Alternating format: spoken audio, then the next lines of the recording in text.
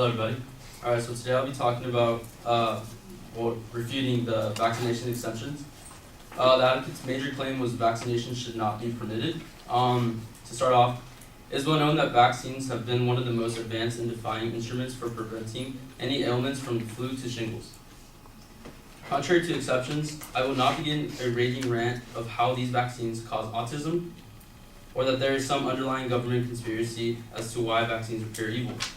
However, I will be formulating an argument based upon statistics, facts, and absolute undeniable scientific evidence, not opinion. Additionally, rather than my counterpart, I feel it is crucial to expand the boundaries of vaccines beyond the limits of the United States, to incorporate all valid data and analysis. I will talk about the concrete facts, the science of vaccines, and the downfalls. The advocate stated that if the body is not vaccinated, it puts the people around them at risk, but in reality, they are at risk when they are getting vaccinated. Let's focus on the most common vaccines, the results, and the downfalls. Alone, these are some of the failures in health attributed to vaccinations done in a case in 2015. Anaphylaxis, severely immunocompromised person receiving live vaccines, intussusceptions after rotavirus vaccines, Guillain-Barré syndrome after seasonal and 2009 H1N1 anti-activated influenza vaccines, syncope, otherwise known as fainting after vaccinations leading to head trauma and death, yellow fever vaccines associated viscerotropic and neurologic diseases, and complications from smallpox vaccines resulting in death, vaccines associated paralytic there's a lot of medical terms. Poliomyelitis from oral poliovirus vaccine. Based off of this brief list alone, there are 8 staggering and common complications of vaccines that are rare, but not surprisingly lead to death. Let's focus on one of these many complications, one that I have personally dealt with that tends to be a very serious issue amongst vaccinations. Guillain-Barré syndrome, also known as GBS. It's a rare neurological disorder in which the body's immune system is mistakenly attacks part of the peripheral nervous system, the network of the nerves located outside the brain and spinal cord, ultimately resulting in paralyzation.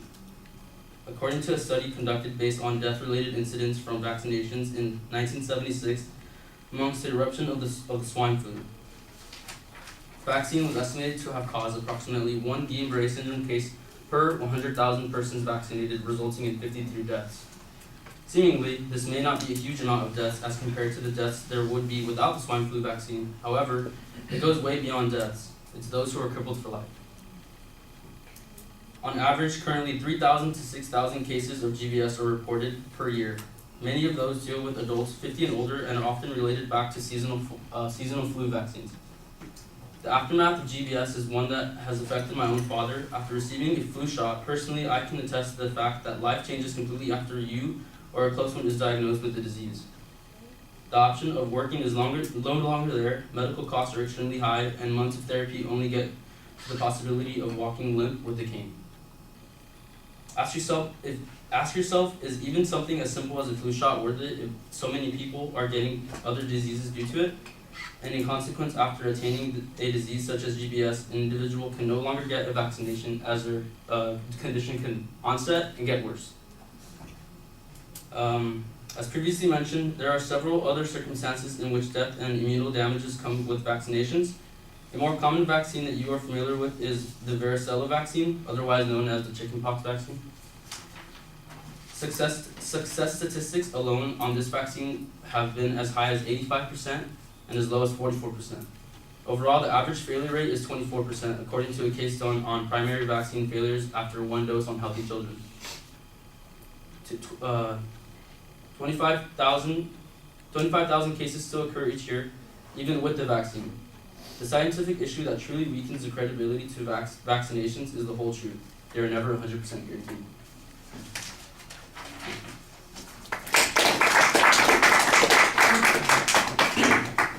Thank you.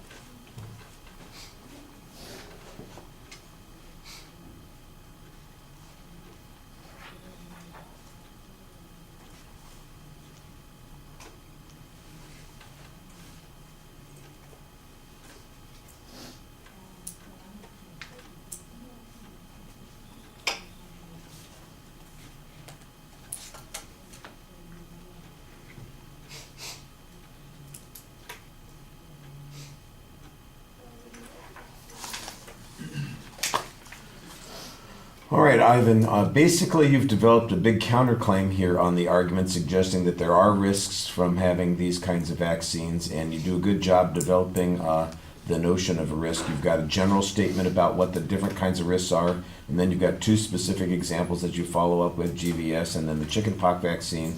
The chickenpox vaccine isn't so much a risk as it is a risk of failure if it doesn't work in 24% of the time, and that's average, and sometimes it's higher than that. Is it likely to have the long-range impact that people are talking about? I think